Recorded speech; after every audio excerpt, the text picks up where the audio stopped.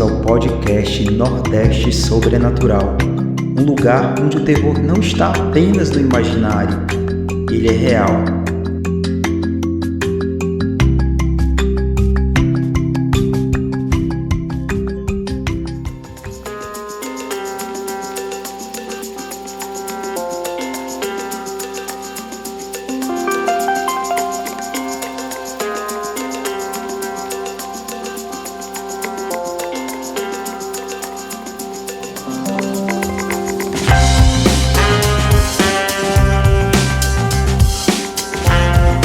Salve, salve, queridos ouvintes, sejam bem-vindos a mais um episódio do podcast Nordeste Sobrenatural. Meu nome é Rafael e, galera, se você tá ouvindo esse episódio no dia do lançamento, hoje completa exatamente 65 anos de um caso que gera polêmica já no título. Porque assim, afinal, esse é o maior mistério do século XX?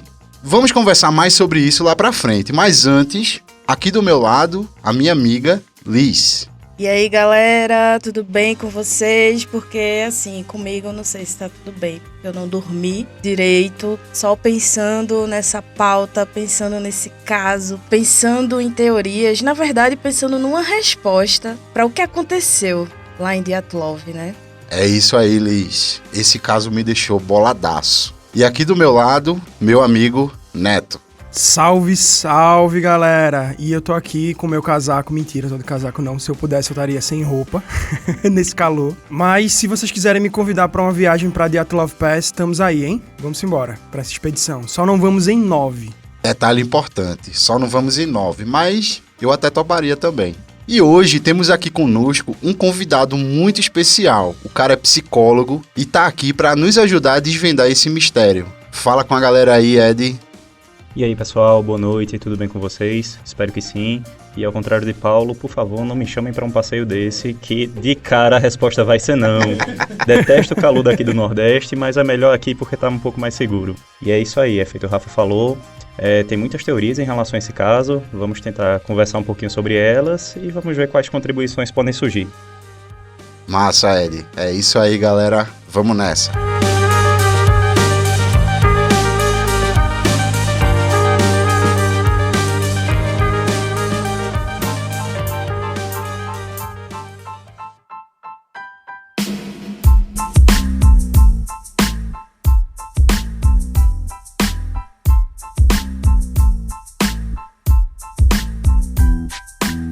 E antes de começar, galera, já vou deixando aqui, por favor, sigam a gente no Instagram, @Nordeste Sobrenatural. A gente tá sempre postando coisa legal lá. Rafa tá assustando todo mundo com os vídeos dele. E é isso aí, beleza? E no agregador que você estiver ouvindo aí o nosso episódio, deixa aquelas 5 estrelas pra ajudar o nosso trabalho, porque dá trabalho pra caramba fazer esse trampo aqui.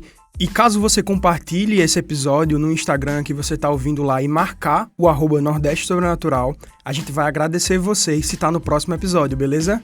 Isso mesmo, pessoal. E se vocês tiverem algum caso, alguma crítica também, alguma sugestão para fazer, pode mandar e-mail pra gente no nordestesobrenatural.podcast@gmail.com, que a gente vai ler com muito prazer.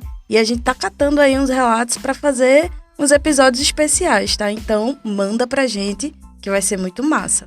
É isso mesmo, Liz. E agora nós temos um número de WhatsApp e Telegram, caso você queira enviar o seu relato por áudio. Então, caso você tenha preguiça de digitar e-mail, de abrir e-mail para mandar pra gente, anota aí o número. É o DDD 81 98406 1095. Então, galera, aguardamos ansiosos pelos seus relatos, beleza? Vamos nessa para esse episódio que ficou muito sinistro.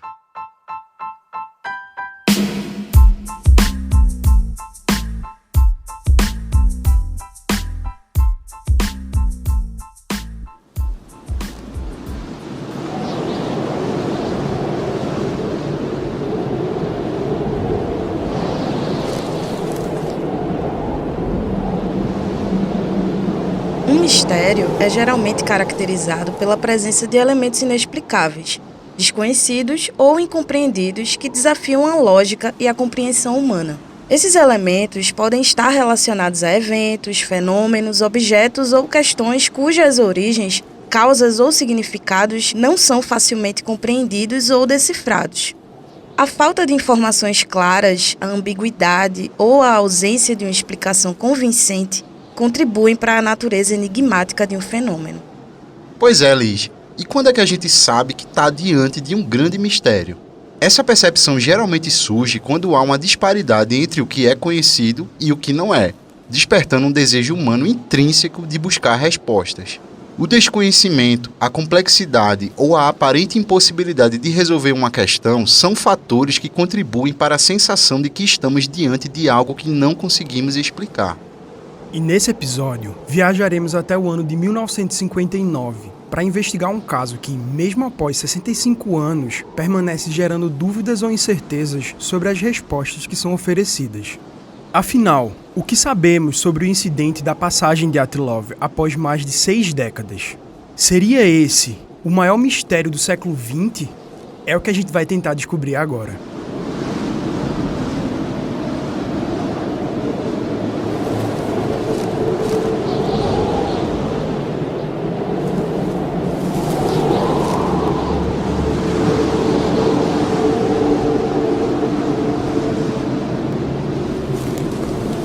Então, pessoal, antes de entrar no caso propriamente dito, a gente vai dar aquele velho contexto geográfico, histórico, só para situar o ouvinte em que circunstâncias, tanto geográficas quanto históricas, essa situação que a gente vai narrar aqui aconteceu. Então, vamos lá. Os Montes Urais são um conjunto montanhoso muito antigo e constituem o limite geográfico que separa o continente europeu do continente asiático. Isso é uma informação que muita gente não sabe. Mas você vê claramente uma faixa ali, porque eram 2 placas tectônicas e tal, que se juntaram e aí formaram esses Montes Urais. E o ponto mais alto de lá é o Monte Narodnaya, que alcança os 1.894 metros de altitude e que se localiza no extremo norte dessa cordilheira. Grande parte dos Montes Urais está localizado no território da Rússia, porém existe uma parte menorzinha da cordilheira que fica no território do Cazaquistão. E de acordo com geólogos, os Montes Urais são uma das cadeias montanhosas mais antigas do mundo. Inclusive, a formação dessa cordilheira é estimada em cerca de 250 a 300 milhões de anos atrás, no período geológico conhecido como Carbonífero. Esse período carbonífero é aquele período em que houve muita deposição de carbono na atmosfera, que acredita-se que tenha sido causado por meio de um meteoro ou uma grande queimada. Massa, Neto. Atualmente, essa região é habitada pelo povo Mansi, que é um grupo indígena nativo lá da região da Sibéria, que ocupa ali já desde, acredito, 500 depois de Cristo, depois da Era Comum. Eles vivem até hoje na região, como eu disse antes, e são descritos como um povo pacífico e que sempre tiveram boa convivência ali com os russos, mesmo durante o auge da Guerra Fria, ou seja, nem os russos incomodavam eles e nem eles incomodavam os russos. Havia uma convivência pacífica entre esses povos. Eu só queria dizer que o povo Mansi é um povo guerreiro, viu? Para viver ali, naquele frio, misericórdia. Bote fé, Liz. Com certeza. Até porque o clima da região é predominantemente frio glacial, podendo chegar a pouco mais de 20 graus durante o verão, que seria ali pelo mês de julho, no auge, e geralmente abaixo de 0 durante o inverno, ali em janeiro, que foi quando aconteceu essa situação. Então, realmente é um lugar muito frio e muito inóspito. E aí uma curiosidade é a seguinte, aqui no norte dos Montes Urais, na região de Komi, fica localizada uma formação rochosa conhecida por Mampupuna, também chamada de os 7 Homens Fortes. E essa formação é composta por 7 monólitos rochosos com alturas que variam de 30 a 42 metros de altura e são formados de arenito, xisto e quartzito. E geólogos acreditam que há cerca de 200 milhões de anos atrás, os pilares eram parte de uma montanha. Mas com o passar do tempo, o vento ártico e a ação do gelo e da neve provocaram a erosão das partes mais frágeis, restando apenas a estrutura que a gente conhece hoje nos dias atuais. E de acordo com as lendas locais, esses 7 pilares eram gigantes samoiedos em marcha para conquistar o território do povo Voguski. Porém, o xamã da comitiva teria deixado cair o seu tambor mágico e isso acabou transformando esse grupo de gigantes em rocha congelada no topo da colina. Então fica aí a curiosidade para o ouvinte sobre essa formação que existe lá. Inclusive ela é considerada uma das 7 maravilhas da Rússia e tal. É um lugar bem bonito. Eu fiquei morrendo de vontade de conhecer, inclusive. Um pouco de medo, mas com vontade. a estrada mais próxima dali passa a cerca de 100 km de distância, sendo inclusive mais fácil chegar de helicóptero, para vocês verem como é, embora não seja descrito como um lugar difícil de chegar. Porém, a estrada passa bem distante, então você, mesmo a pé, você pode até conseguir chegar, mas vai demorar bastante para alcançar o lugar. E vamos lá, no ano que aconteceu essa história, o mundo passava pela Guerra Fria. E, inclusive, a Revolução Cubana estava acontecendo anos antes e o ápice do movimento, que aconteceu com a destituição do ditador Fulgêncio Batista, aconteceu semanas antes do incidente, em 1 de janeiro de 1959, ou seja, quando eles embarcaram para a expedição, não fazia nem um mês que a Revolução tinha se concretizado lá em Cuba. E é massa a gente saber que o mundo passava por essa Guerra Fria e, para quem não sabe o que foi a Guerra Fria, né, um breve apanhado. Foi um período de corrida armamentista entre os Estados Unidos e a União Soviética e tinha muita espionagem, tanto dos americanos quanto dos russos, entendeu? Então, isso é até motivo de teoria lá na frente. Massa, Neto, com certeza. E nesse período específico, a União Soviética viveu o período pós-Stalin, que tinha falecido em 1953. E em agosto de 1957, os soviéticos lançaram com sucesso o primeiro míssil balístico intercontinental do mundo e 2 meses depois, em outubro do mesmo ano, eles lançaram o primeiro satélite terrestre, o Sputnik 1, inaugurando a corrida espacial que culminou na chegada do ser humano à Lua lá em 1969. Então, como o Neto falou, realmente o mundo estava vivendo esse ápice aí, tanto de corrida armamentista, tecnológica, de muita pesquisa e também muita espionagem estava acontecendo nesse momento. Então fica aí o apanhado histórico, geográfico, claro que tem muitos detalhes também que poderiam ser colocados aqui, mas dá para ter uma noção bem interessante de como estava o mundo naquela época. Um ponto interessante que tu falou é que eles, em 57, estavam testando mísseis balísticos intercontinentais, né? Então, também fica claro esse ponto aí, pra gente falar lá na frente. Vamos lá, gente. Falando aqui do caso, as fontes que a gente utilizou para construir essa pauta foram sites, materiais de jornal, alguns documentários, mas especialmente o livro Estranha Colheita, Mutilações Humanas do Insólito, que é o livro do ufólogo Carlos Alberto Machado, que foi publicado lá em 2018. E a gente também utilizou o site oficial, né, do caso, que é theatlovepass.com. E assim, gente, essa história envolve 10 alpinistas / esquiadores, que eram 8 homens e 2 mulheres. Eles eram alunos e alguns eram ex-alunos do Instituto Politécnico Ural, que atualmente é a Universidade Técnica do Estado de Ural. Inclusive fica aí o aviso para o ouvinte, porque pode ser que a gente fale a sigla, que seria IPU, né, o Instituto Politécnico Rural. Então fica só esse aviso para o ouvinte se situar na narrativa. E vamos lá, gente. Os nomes, pessoal, vocês já vão me perdoando porque o meu russo é bem ruim, tá? Mas vamos lá para os nomes dos personagens da nossa história. O primeiro deles é Igor Dyatlov, que era o líder do grupo, cujo nome acabou batizando o local após a repercussão aí do incidente. A gente tem também Yuri Dorochenko, Lyudmila Dubinina, Georgy Krivorichenko, que chamavam de Yuri, Alexander Kolevatov, Zinaida Komogorova, Rustem Slobodin, Nikolai Tribol-Brinol, Semyon Zolotaryov e Yuri Yudin. E aí esse grupo fez um ótimo trabalho de documentação da viagem que eles estavam fazendo, tanto através de fotografias quanto de registros lá nos diários que eles ficavam anotando todos os dias.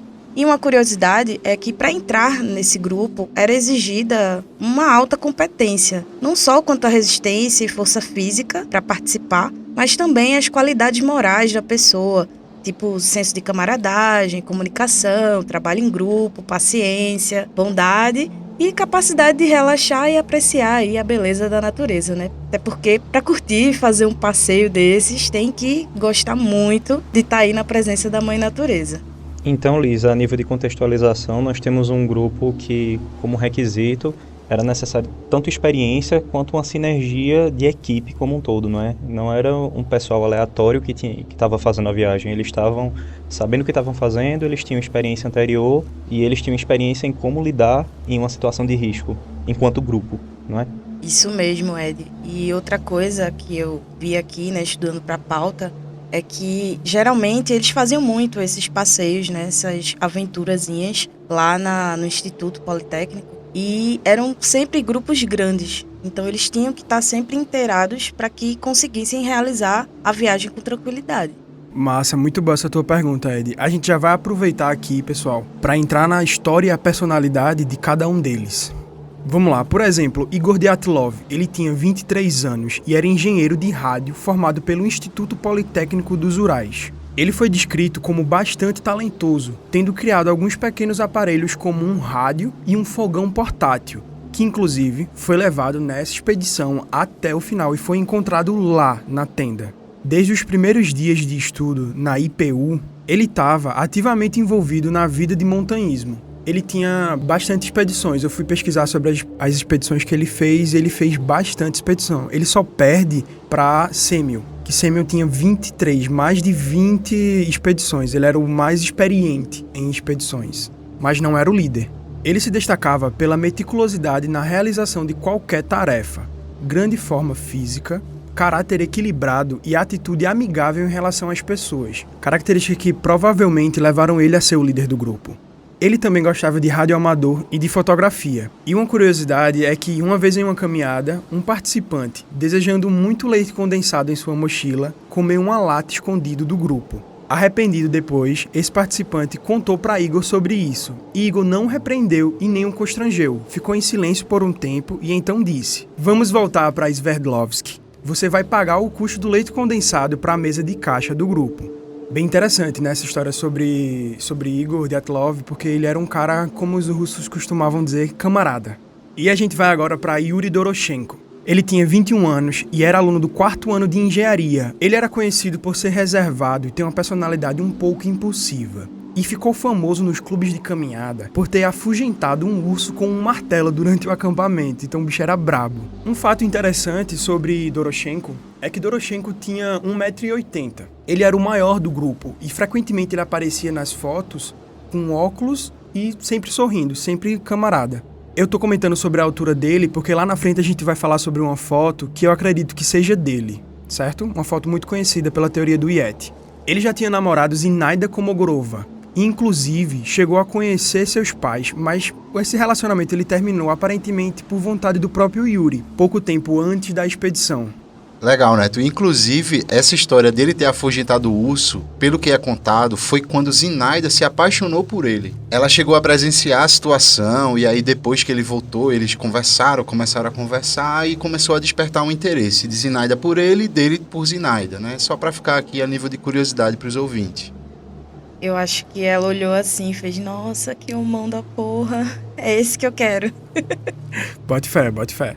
Lyudmila Dubinina era a mais nova do grupo, ela tinha apenas 20 anos. Ela foi descrita como muito boa em esportes e inteligente, tanto que entrou na faculdade de engenharia civil com apenas 17 anos. Ou seja, ela era uma pequena geniozinha. Ela gostava de cantar, tirar foto, e inclusive ela era considerada muito boa fotógrafa. E também ela era tesoureira do grupo. Ela tinha uma personalidade um pouco impulsiva, que falava o que pensava, com eventuais manifestações de raiva.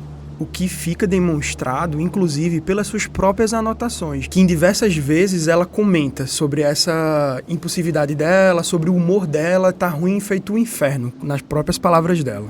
As avaliações dos diários levam as pessoas a crerem que Lyudmila pode ter sofrido de algum quadro depressivo que teria piorado dia a dia durante a expedição, o que inclusive é utilizado para sugerir que ela, de alguma forma, sentia que as coisas não acabariam bem, ou seja, inclusive é usado isso em teoria, né? De que em diversos momentos Lyudmila tinha essa percepção, essa premonição de que algo ruim fosse acontecer. Mas, todavia, entretanto, leva a crer que era só coisa da depressão dela mesmo, pensamentos intrusivos dela mesmo que ela anotava ali no diário. E que mediante uma situação sensível dessa, não é, de exploração, sobrevivência também, os nervos ficam bastante à flor da pele. Então, qualquer quadro relacionado a algum tipo de transtorno, a tendência, assim como eu imagino que aconteceria, não é? A tendência seria agravar em uma situação dessas. É interessante essa pontuação, bem interessante mesmo. Ou seja, por conta da expedição e por conta do estresse causado ali pela viagem, ela já estava tendo esse quadro também agravado, não é isso? No dia 24 de janeiro, ela escreveu: "Sim, e eu geralmente gosto de adicionar combustível ao fogo, maldito eu." No dia 26 de janeiro, ela escreveu: tivemos um adeus choroso com o grupo Blinov. O humor afundou. Em geral, estou muito triste. E esse grupo Blinov, ele é o grupo que chega na cidade. Qual é a cidade, Rafa? Pô, Neto, eu não lembro o nome. Não sei se é Vijay, eu não sei se é outra cidade que eles passaram antes.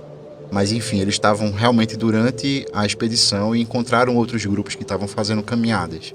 Esse grupo, inclusive, Rafa, e para quem estiver ouvindo, esse é o grupo que, quando chega nessa cidade, eles já desapareceram. E esse grupo, a galera que tava lá, eles dizem assim: ah, que bom que vocês voltaram e tal, porque a gente pensou que tinha acontecido alguma coisa de ruim com vocês, porque falaram que um grupo desapareceu.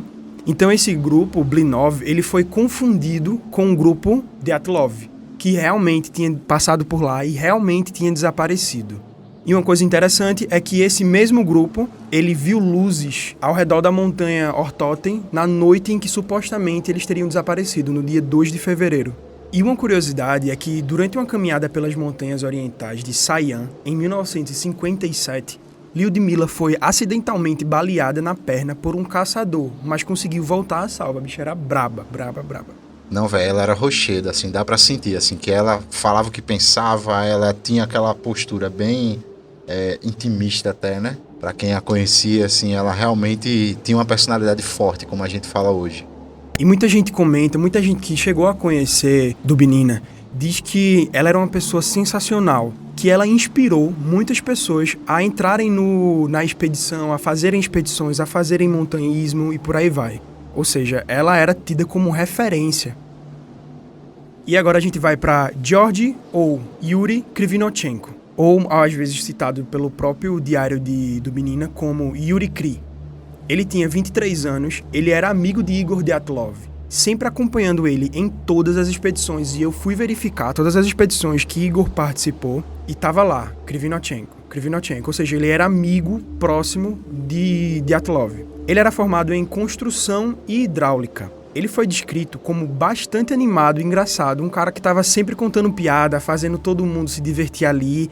Nos próprios diários que são encontrados do grupo, ele tá sempre aparecendo ali tocando seu bandolim, que ele levava para todos os lugares.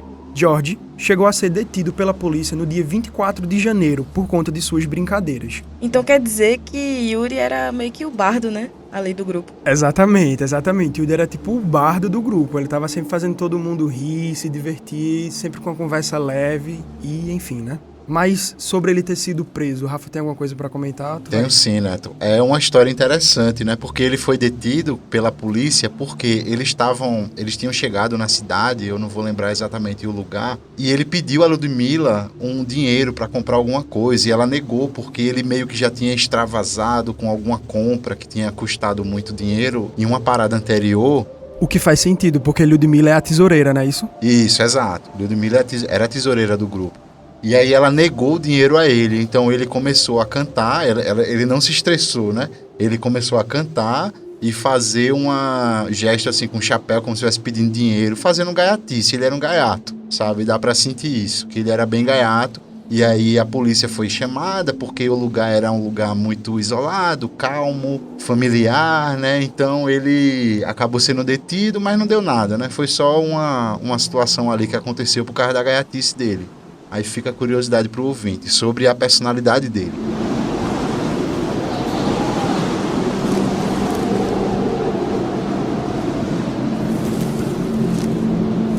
Então vamos lá, seguindo aqui com os membros do grupo, a gente chega em Alexander Kolevatov, que tinha 24 anos e era aluno do 4º ano do curso de Física.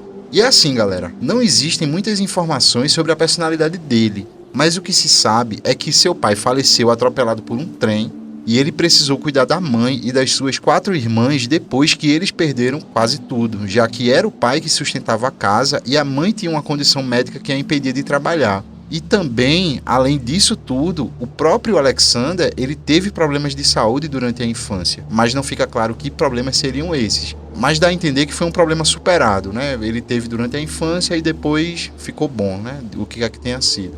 E aí um detalhe que é o seguinte, para situar o ouvinte. A educação na União Soviética, ela era gratuita. Só que cada graduado, ele era obrigado a trabalhar por 3 anos após a formatura em um local indicado pelo governo. E alguém, que não fica claro quem é, decidiu enviar Alexander a Moscou para trabalhar no instituto secreto do Ministério do Edifício de Máquinas Médias. E essa decisão foi tomada quase um ano antes da formatura dele na faculdade. E inclusive 6 meses antes da formatura, ele já tinha passado por uma checagem de segurança em Moscou e foi aprovado. Provavelmente uma checagem do governo para ver se tinha antecedentes e tal. Mas assim, não se tem informações sobre que tipo de serviço ele fez, inclusive isso gera especulações que a gente vai falar mais pra frente. Que é daí que surge a teoria de que ele era um espião infiltrado, mexia com radiação e por aí vai, né? Isso, da KGB e tal, toda uma conspiração que rola. E durante a expedição, o grupo aparentemente comemorou o aniversário de Alexander, que foi no dia 30 de janeiro, quando eles deram de presente para ele uma tangerina que ele prontamente distribuiu entre seus amigos. Só que nesse episódio, Ludmilla não participou, ficando dentro da barraca por razões desconhecidas. Isso inclusive já entra naquela questão do estado mental que ela estava apresentando, certo incômodo, enfim, estava meio se isolando e tal. Isso vai ser falado um pouco mais para frente. E então a gente chega em Zinaida Kolmogorova, que tinha 22 anos e era estudante do 5º ano de engenharia de rádio. Ela foi descrita como bastante extrovertida e tão amigável que todos que a conheciam adoravam ela. Ela era chamada de Zina, era um apelido ali carinhoso entre quem a conhecia, e, como foi dito antes, ela era a ex-namorada de Yuri Doroshenko. Em uma passagem do seu diário, ela disse, inclusive, que se sentia insegura de viajar com ele, mas, assim, não se sabe exatamente por que era. Porém, não é confirmado, mas alguns relatos dizem que era porque ela estava gostando de Igor Dyatlov e não queria causar aí uma desunião no grupo, ou seja, ela tinha aquela sensação de tipo, caramba, eu tô com um cara que eu namorava, mas a gente acabou, a gente é só amigo, então, naturalmente, né? Isso vai gerar algum tipo de desconforto, talvez. E como a gente sabe, naturalmente eles tinham que ter uma camaradagem ali, né? Já que eles eram um grupo que iriam enfrentar uma expedição, tipo, difícil de nível 3, como a gente vai falar lá na frente, e ela tava com medo disso, provavelmente, insegura com isso, mas vamos falar, né, sobre isso. Pois é, Neto, e no dia 30 de janeiro, Zinaida relatou em seu diário um momento de conflito no grupo, aparentemente provocado pelo comportamento de Ludmilla, que não demonstrava interesse nos trabalhos que precisavam ser feitos ali, e estava cada vez mais se isolando do resto do grupo. E ela também relatou o incidente da tangerina no aniversário de Alexander, quando ele repartiu a tangerina ali entre o grupo, rolou meio que uma celebração, porém Ludmilla meio que se isolou, ficou ali na barraca, enfim, não queria conversa com o resto do grupo e tal. E a gente chega em Rustem Slobodin, que tinha 23 anos e era formado pelo IPU, Instituto Politécnico dos Urais.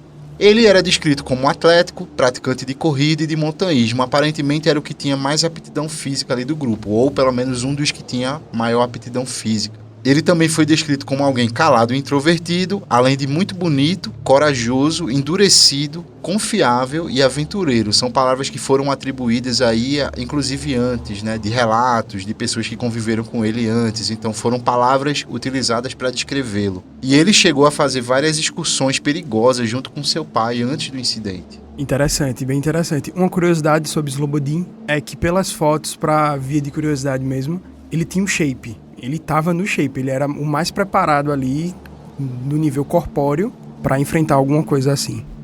E então a gente chega em Nikolai Vladimirovich Thibault-Brignoles, desculpa aí a pronúncia, viu galera? Mais conhecido como Nick Thibault. Ele era filho de um francês com uma russa e por isso o sobrenome. Ele tinha 23 anos e era formado em engenharia civil.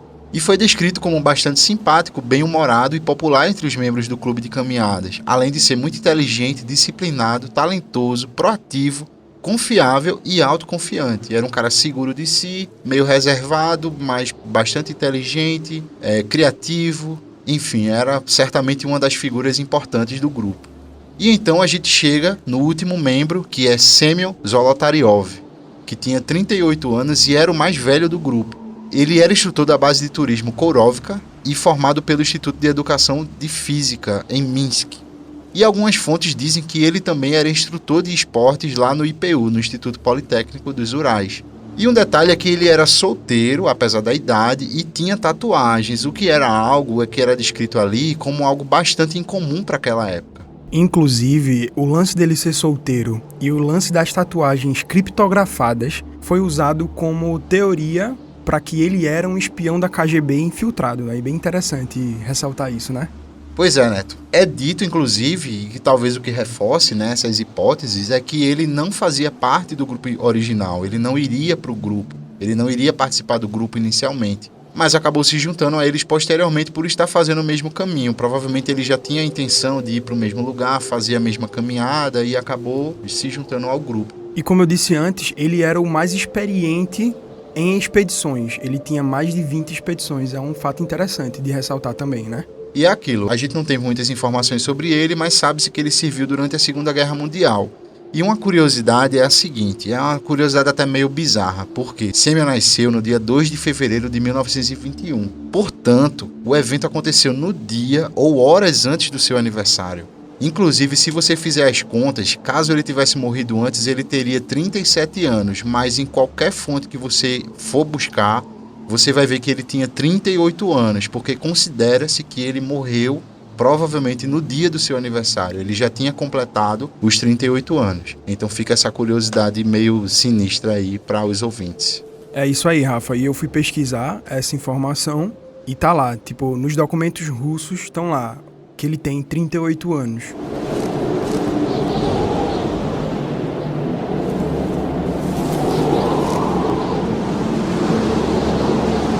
Então, pessoal, a gente chega aqui no percurso que esse pessoal fez, que esse grupo fez. Então, a gente precisa traçar aqui uma linha do tempo para que o ouvinte consiga compreender todo o arcabouço aí dos fatos.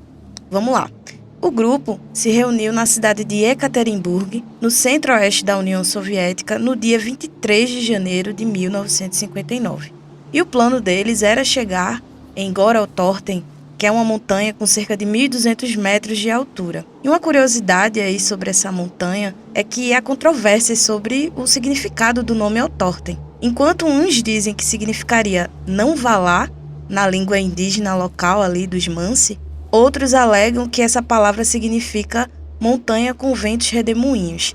E que não vá lá foi uma invenção ali de jornalistas ou uma tradução meio que mal feita. E aí, de lá, eles viajaram de trem para Ivdel, que fica ao norte dos Montes Urais, onde eles chegaram 2 dias depois. Que é justamente lá em Ivdel, em que quando eles partem e depois eles desaparecem, o grupo Blinov chega lá e eles são reconhecidos. Eles dizem assim, olha, pensei que vocês tinham sumido, mas não era o mesmo grupo. E aí, naquela mesma noite, eles atingiram o destino deles, que era Vijay, o último assentamento no extremo norte lá da região. A rota que eles tiveram que percorrer de esqui até chegar ao destino foi considerada de categoria 3, ou seja, a mais difícil. No entanto, todos os membros ali do grupo eram esquiadores experientes, inclusive em expedições de montanha. Imagina aí você esquiando na montanha, né, fazendo um puta percurso. E me parece, Liz, que essa expedição tinha como objetivo também aumentar a categoria deles de esquiadores, porque eles parece que tinham a categoria 2. Então eles queriam elevar a categoria de esquiadores deles para o nível 3. E um dos pré-requisitos seria assim, um percurso no nível de dificuldade que o Monte Altorten garantia. Então havia esse detalhe aí que fica interessante colocar.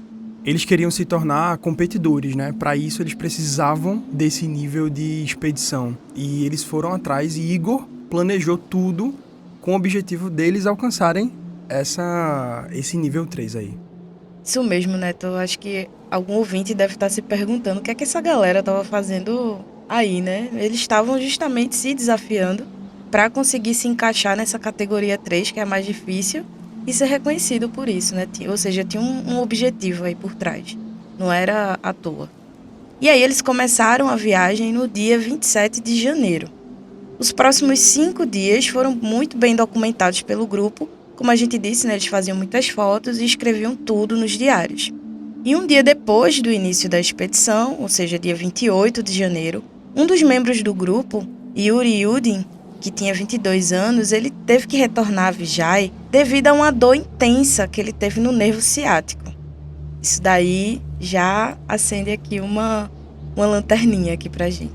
Me parece que ele tinha esse problema já era um problema conhecido na coluna, e parece também que ele teve esse problema, assim, crises dessas dores até o fim da vida. Então não era uma novidade, né, para o grupo, nem para ele mesmo. Mas a coincidência com que isso aconteceu é até meio, enfim, vamos lá. E o Dean, ele acaba entrando na lista de suspeitos, porque ele foi o único sobrevivente.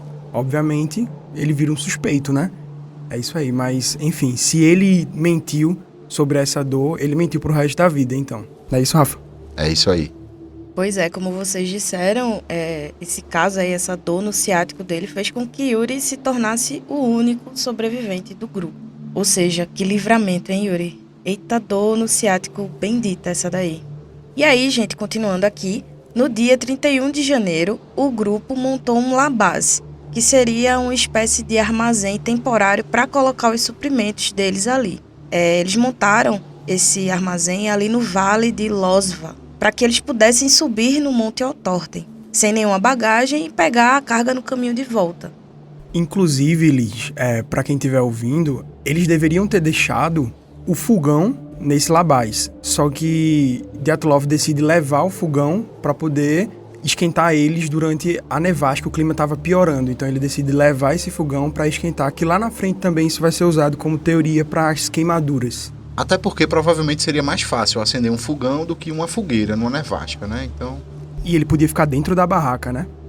Seguindo aqui, no dia 1º de fevereiro, o grupo foi surpreendido por uma tempestade de neve. E aí, dessa forma, eles decidiram acampar na encosta da montanha Kholat-Syakhl, que ficava a 10 quilômetros de distância do destino deles. E uma curiosidadezinha aqui também sobre o nome dessa montanha, supostamente significa Montanha dos Mortos, ali no dialeto dos Mansi.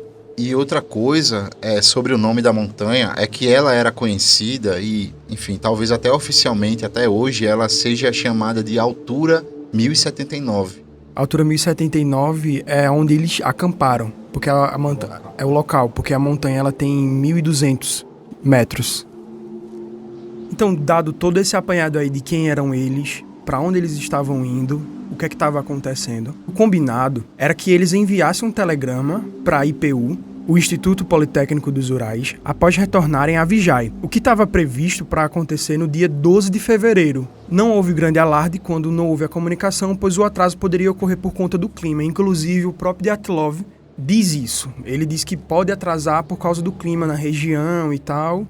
E seguem, todo mundo fica com esse pensamento de que eles estão atrasados por causa do clima. Ninguém mais viu por causa do clima. Só que sem o sinal do grupo nos dias seguintes, as famílias pressionaram as autoridades do IPU para que houvesse uma expedição de busca na área. Essa expedição, ela então partiu no dia 20 de fevereiro, majoritariamente por membros do IPU e voluntários que se sentiram sensibilizados com aquela situação de eles terem perdido amigos e eles terem desaparecido, porque inclusive podiam ser eles mesmos. Após alguma pressão popular, o exército e as forças policiais se juntaram a essas buscas com os aviões e helicópteros que inclusive a gente vê nas imagens. Estão lá os helicópteros, aviões passando. E foi um helicóptero que no dia 26 de fevereiro, sobrevoando a área, viu a tenda deles lá, a barraca, meio que soterrada. Eles desceram e começaram a fazer as pesquisas, as buscas por lá. E é aí que o negócio começa a ficar estranho e tenebroso, galera. A barraca ela foi encontrada, rasgada, de dentro para fora, com 3 cortes, e ela estava também com vários cortes. Se você já pesquisou e viu as imagens, que a gente vai colocar na nossa postagem aí no Instagram, @Nordeste Sobrenatural, vai lá e dá uma seguida. E assim, pessoal, é possível que alguma coisa... É possível não, eu acredito, né? E todo mundo acredita que já viu esse caso. Alguma coisa assustou eles muito, muito, para fazer com que eles saíssem nesse desespero, rasgando a barraca, fazendo com que a câmera que estava no tripé caísse por cima da própria barraca. Nessa câmera que caiu, que estava no tripé, ela foi encontrada, mais uma vez, em cima da barraca ali, tombada. Ela estava com o filtro de luz quebrado e ela estava do lado de uma lanterninha. Foram encontrados também, dentro dessa barraca, diários com anotações sobre o dia a dia, as câmeras e outros objetos pessoais, o que provocou um alívio inicial, porque não tinham corpos dentro da barraca, ao redor da barraca, e eles pensaram o seguinte: não, se não tem corpo aqui, então eles ainda estão vivos, então vamos continuar procurando porque eles podem estar precisando de ajuda. Foram encontrados também itens de valor dentro dessa barraca, sugerindo que eles não teriam sido roubados. Após encontrarem um acampamento, eles começaram a fazer uma busca na área. Foi então que eles encontraram uma pegada. E essas pegadas, elas seguiam para esse bosque. Esse bosque ele fica aproximadamente a 1,5 km ali, a linha das árvores que a gente chama, né? Então, encontrado essa única pegada, na verdade, eles encontraram a trilha de uma única pegada. De única pegada assim, como é que eu posso dizer? De uma única pessoa indo pro lado de lá. Eles foram seguindo essa trilha e é então que essas buscas elas começam a se concentrar naquela região de bosque ali. Pronto, é interessante deixar aqui uma ideia, uma noção de como foram encontradas, né? Primeiro encontrou-se essa linha de pegadas, depois encontraram outras pegadas que davam a entender que o grupo inicialmente se separou em 7 num grupo maior e 2 num grupo menor, que depois se juntaram e seguiram em direção ao bosque, que ficava ali a cerca de 1,5 km da barraca.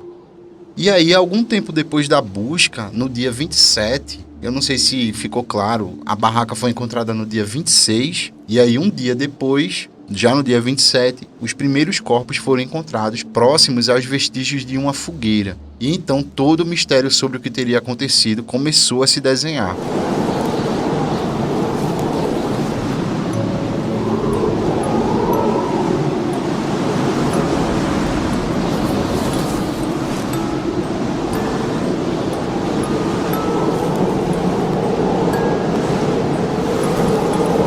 E aí, galera, fico alerta porque as coisas vão começar a ficar um pouco gráficas, tá? A gente vai descrever como os corpos foram encontrados. São muitos detalhes, são muito delicados, isso pode chocar. Inclusive, a gente aqui na construção da pauta teve acesso às imagens e tal, e o negócio deixou todo mundo meio bolado. Então, fica aí o alerta, beleza? Se você for um pouco mais sensível, adianta uns minutinhos aí, mas vamos embora. Então, vamos lá. Os primeiros corpos encontrados foram os de Yuri Doroshenko e Georgi, que também era chamado de Yuri Krivonichenko. Ambos os corpos usavam roupas xadrez leves e roupas de baixo, sem calçados, sem as calças também, e a pele dos dois tinha um estranho tom de marrom, que algumas pessoas descreveram como também alaranjadas. Inclusive, isso é interessante colocar, a gente vai falar isso mais pra frente, mas uma coisa que foi dita por quem viu o enterro, por quem estava lá, é que pareciam que tinham sido enterradas, que estavam sendo enterradas pessoas negras, pelo tom de pele com que elas foram encontradas, sabe? Então, esse detalhe já foi percebido já nos primeiros corpos que foram encontrados. O tom de pele estava diferente do que eles tinham de fato. Além disso, as mãos deles, de Yuri e Jorge, estavam queimadas, pareciam estar queimadas, e a posição dos corpos também não pareciam compatíveis com a morte por congelamento, porque ambos estavam estendidos na neve, um deitado com as costas no chão e o outro com o abdômen virado para baixo, ou seja, um estava com o rosto virado para o chão e o outro com o rosto virado para cima, e os dois corpos estavam lado a lado. Doroshenko estava virado para cima e Krivonichenko estava virado para baixo. O que dá a entender por algumas pessoas e legistas e a galera que fez a perícia de que quem colocou eles lá tinha alguma empatia por eles, pela forma como eles foram colocados, segundo ele, o perito. E um detalhe é que as roupas de Jorge tinham traços de radioatividade. E isso é uma coisa que a gente vai abordar mais para frente, porque isso só adiciona camadas ao mistério que a gente está investigando aqui. Um pinheiro ali próximo aos corpos tinha galhos quebrados a cerca de 5 metros de altura. E foram inclusive encontrados pedaços de pele e carne pregados nessa árvore, como se alguém tivesse subido ali, né? Não se sabe a circunstância, mas subentende-se que alguém subiu ali e ali na agonia, também pelo frio, a sensibilidade diminui, então acabou congelando ali partes, as extremidades dos corpos e acabou ficando, né, pedaços ali da pele, das mãos deles. Um fato interessante também, pessoal, sobre esse pinheiro é que os galhos cortados próximo ao nível do chão desse pinheiro, eles foram cortados, segundo a perícia, por uma faca de expedição mesmo. Só que só foi encontrado uma faca nesse local.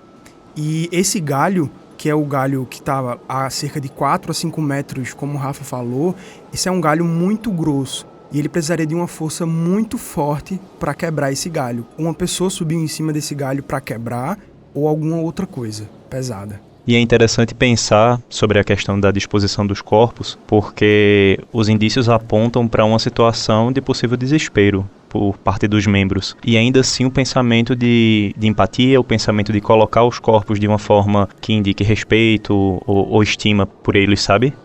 É algo, no meu ponto de vista, de certa forma até contraditório. Você é preocupado com a sua própria sobrevivência, porém, ao mesmo tempo, preocupado com como você vai deixar os seus companheiros de viagem e tudo mais. Massa, Ed. E no mesmo dia, próximo dali, acharam também o corpo do líder do grupo, Igor Dyatlov. No caso dele, ele estava descalço, vestindo um colete de pele desabotoado no peito. E sua postura também não estava compatível com a posição de uma pessoa congelada, porque as mãos elas estavam levantadas na altura do peito e pareciam estar tentando abrir as roupas como se ele estivesse ofegando no momento da morte ou, sei lá, se protegendo de alguma coisa. Enfim, não dá pra gente saber de fato o que aconteceu. Mas a posição das mãos dele era bem peculiar. Um fato interessante sobre o estado do corpo de Igor Dyatlov é que ele estava com ferimentos na mão, no pulso, na parte em que a gente usa para dar soco. Tava com vários ferimentos ali, como se ele tivesse lutado contra alguém. E outra coisa interessante sobre os ferimentos dele, de acordo com a necrópsia, é que ele tinha diversas lesões no rosto, no lado esquerdo, como se tivesse batido em pedras ou alguém tivesse batido nele. Pois é, Neto. E no pé direito dele, de Dyatlov, estavam 2 meias, uma de algodão e outra de lã, e no pé esquerdo só tinha uma meia de algodão. O que sugere que o que quer que tenha acontecido foi no momento em que ele estava ali tirando o calçado, provavelmente para trocar de roupa, etc, né? Ou ele estava vestindo muito rápido e não deu tempo dele vestir, né? Isso, né? O que sugere é que alguma coisa aconteceu que fez eles agirem rápido, tomarem decisões rápidas, né? Tipo, eles precisaram pensar rápido para se safar de alguma coisa.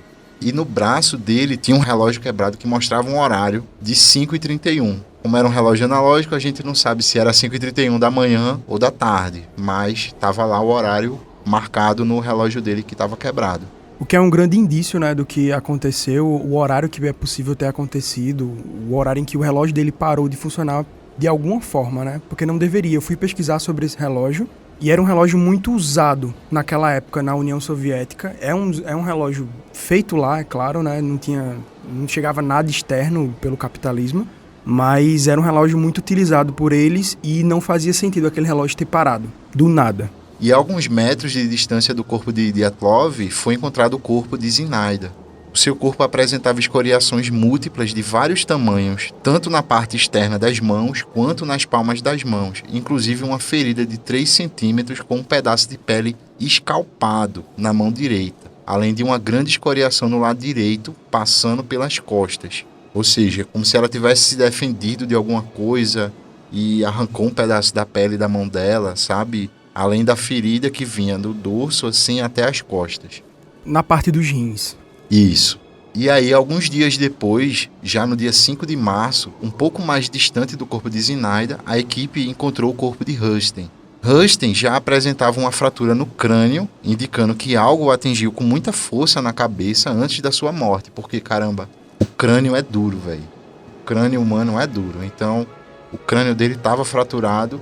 E além disso, havia sangue tanto no nariz de Rustem, como também havia sangue nos lábios de Dyatlov e sangue perto da cabeça de Zinaida. E os 3 corpos de Zinaida, Dyatlov e Rustem foram descritos pelo legista de forma oficial, né, com a pele de cor cianótica vermelha. E a posição indicava que eles morreram tentando voltar para o acampamento, porque a posição dos corpos indicava que eles tentavam chegar lá de algum lugar, né? A cabeça estava virada para lá, eles estavam em uma certa fileira, embora estivessem distantes um do outro, a cerca de 150 metros, 200 metros de distância um do outro. Parecia que eles seguiam um fluxo em direção à barraca. Então fica aqui o detalhe sobre esses 3 corpos.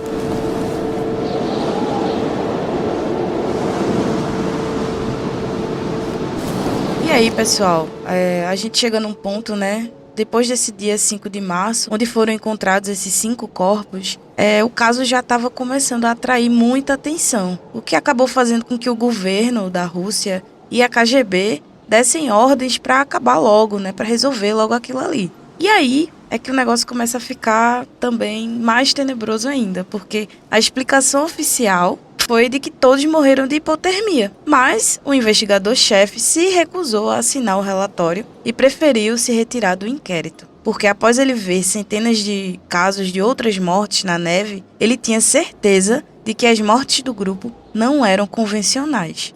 E aí a situação se complicou ainda mais quando começou-se a espalhar rumores de que os corpos tinham sinais elevados de radioatividade. E aí, só para deixar claro, né? Isso era a fofoca que estava rolando na galera, né? A história estava se espalhando, havia um contexto ali de Guerra Fria e havia uma diferença ali, uma percepção de que os corpos estavam no estado, na questão da coloração, no estado da pele, que tinha alguma coisa diferente. Então, não se sabe exatamente por que começou-se a espalhar esses boatos aí que preocuparam o governo também e que vieram a se confirmar no futuro. E aí, Rafa, uma coisa que me deixou intrigada foi que os membros do governo começaram a sugerir muito insistentemente às famílias ali das vítimas para que eles fossem sepultados em Ividel, que era um lugar mais distante e que o sepultamento fosse uma coisa mais discreta, prometendo inclusive ali construir um monumento em homenagem aos jovens. Só que as famílias ficaram extremamente indignadas, claro, né, com essa proposta e acabaram recusando. Mas ainda assim, as autoridades tentaram fazer o sepultamento de uma forma menos perceptível possível, né?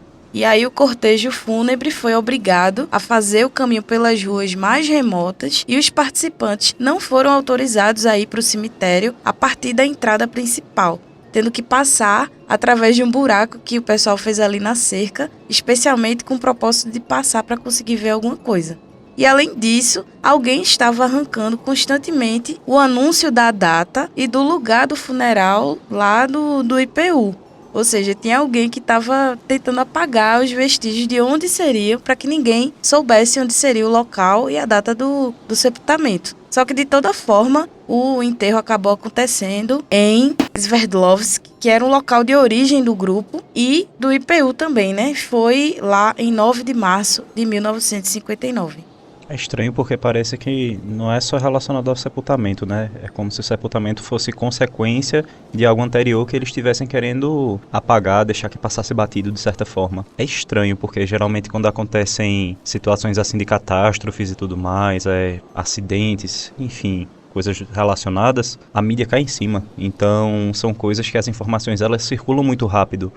É no mínimo estranho, sabe? É verdade, é no mínimo estranho e a gente sabe que a União Soviética ali, eles que dominavam a mídia no momento, mas mesmo assim, como repercutiu, tipo, se fosse só um acidente, uma coisa que o governo não tivesse nada a ver, eles deixariam todo mundo ver, fariam questão de fazer o monumento, toda aquela situação. Mas eles estavam querendo apagar, então isso deixa a coisa mais estranha ainda, né? Chamaria até menos atenção se eles não tivessem se inclinado sobre isso dessa forma, sabe? É verdade, chamaria menos atenção. E aí, o irmão de Georgy Krivonischenko, ele chegou a dizer para o jornalista Gennady Grigoriev que eles, os familiares, tinham a impressão de que era como se o Estado quisesse compensar alguma culpa, porque o governo organizou todo o sepultamento e ainda cedeu para o funeral uma fina orquestra militar. E assim, acabou que a família não teve que fazer nenhum esforço para fazer o funeral aí dos esquiadores. E a galera que estava presente no funeral afirma que os corpos pareciam ter um bronzeado profundo, como o Rafa falou, né? A cor que os corpos estava muito diferente, estava muito estranha do esperado ali. Só que aí a gente falou até agora de 5 corpos. Vamos descobrir o que aconteceu com os próximos 4 corpos dos outros integrantes do grupo. As buscas pelos demais membros do grupo seguiram até o dia 5 de maio.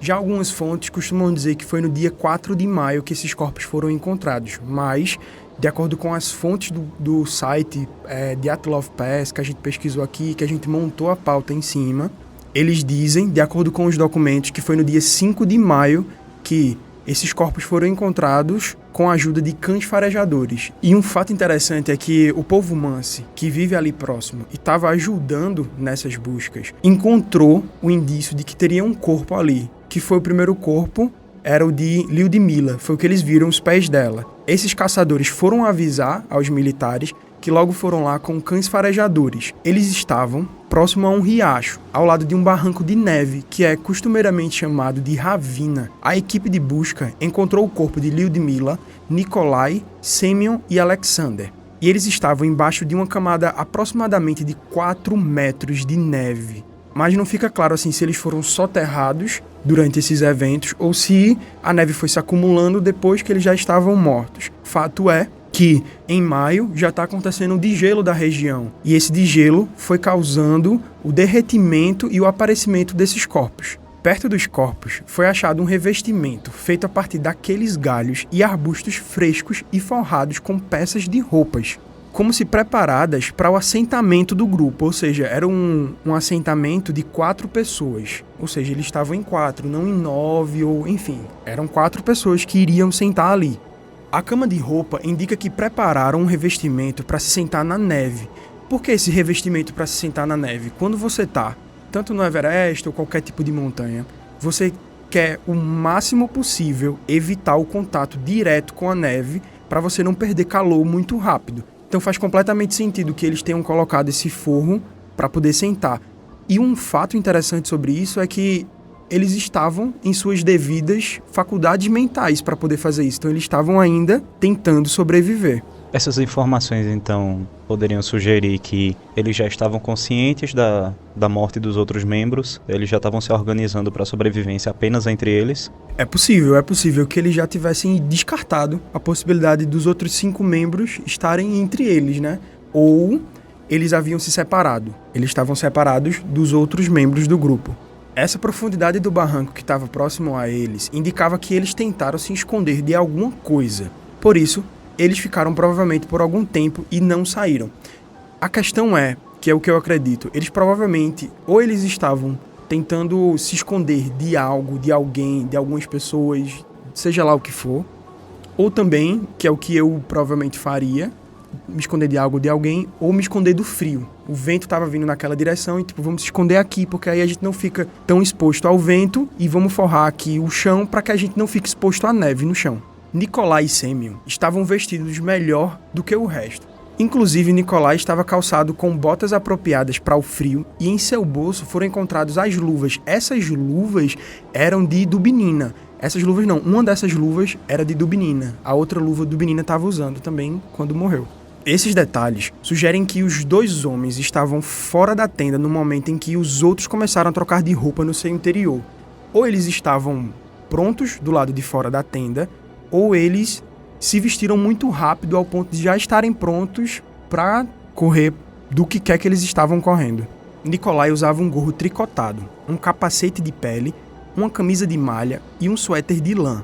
Ele também usava um casaco de pele, 2 pares de calça e meias e botas, ou seja, ele estava muito bem agasalhado para aquela situação. Não haviam lesões externas nele, mas foram encontradas fraturas em várias partes do seu crânio. Mais uma vez, fraturas no crânio. Foi encontrado também na sua mão esquerda um relógio esportivo que indicava 8h14 e um relógio mostrando 8h39, ou seja, um relógio ali, provavelmente um relógio extra. No entanto, a hora é diferente da hora de que foi encontrado no Dyatlov, não é isso? Aí não se sabe se é 8h15 ou 8h40 da noite, ou 8h15 ou 8h40 da manhã.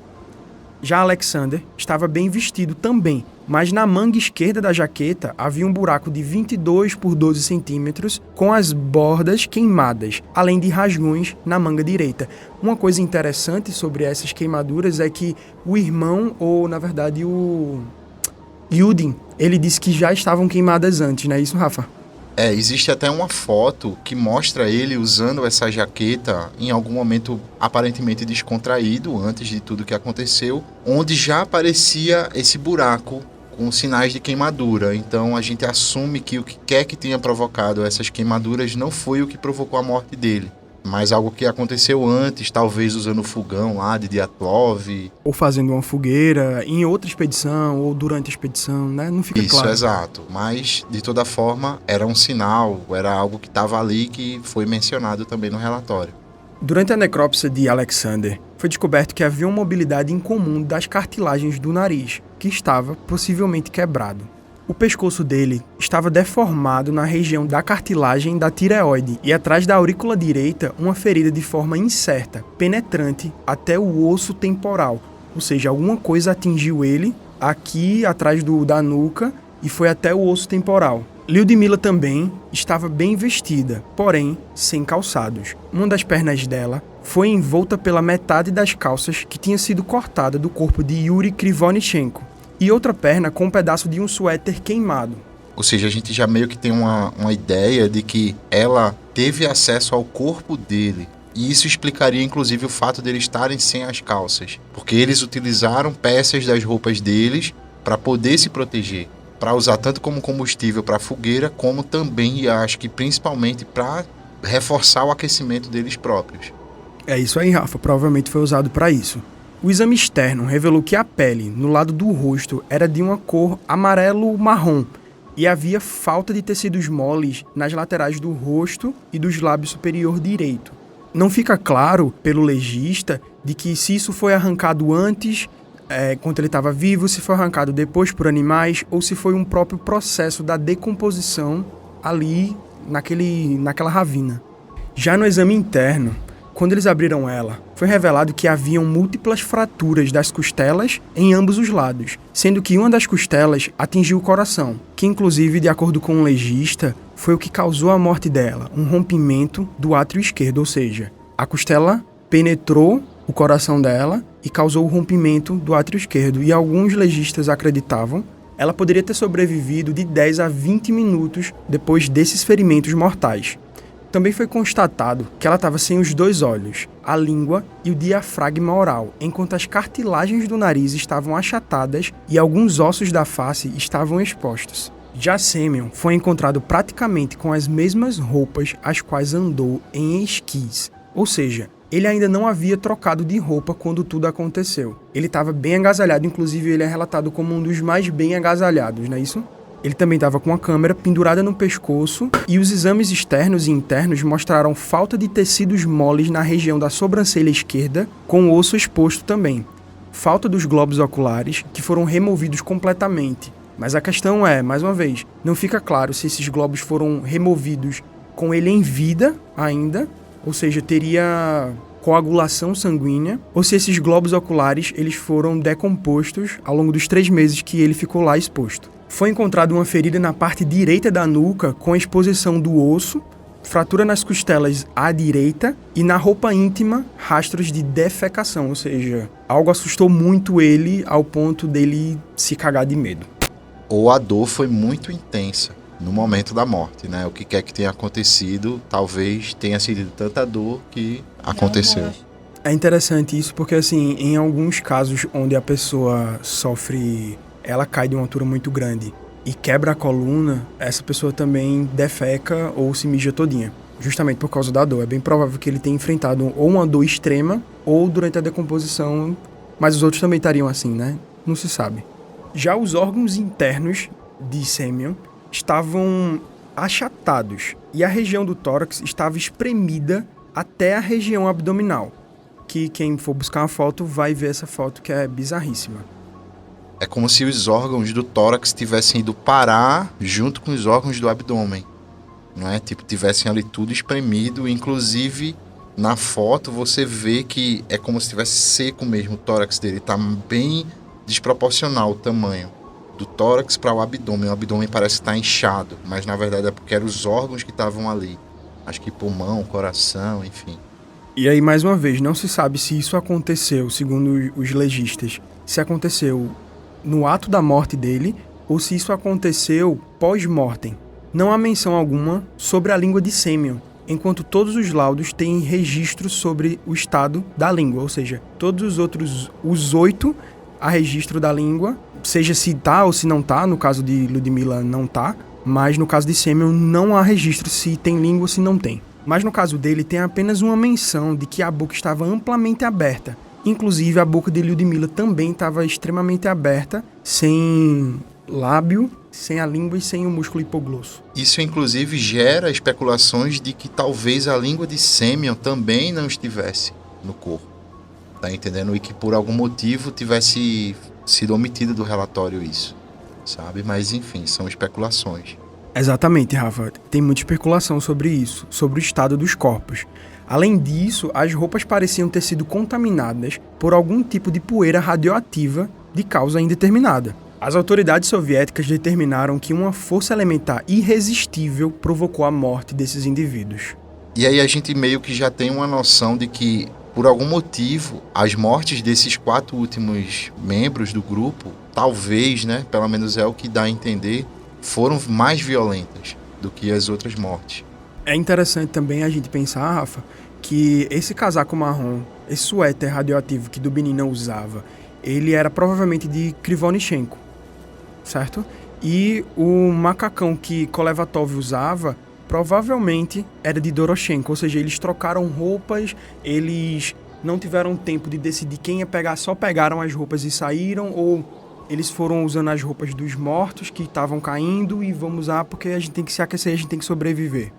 Fica aí o questionamento.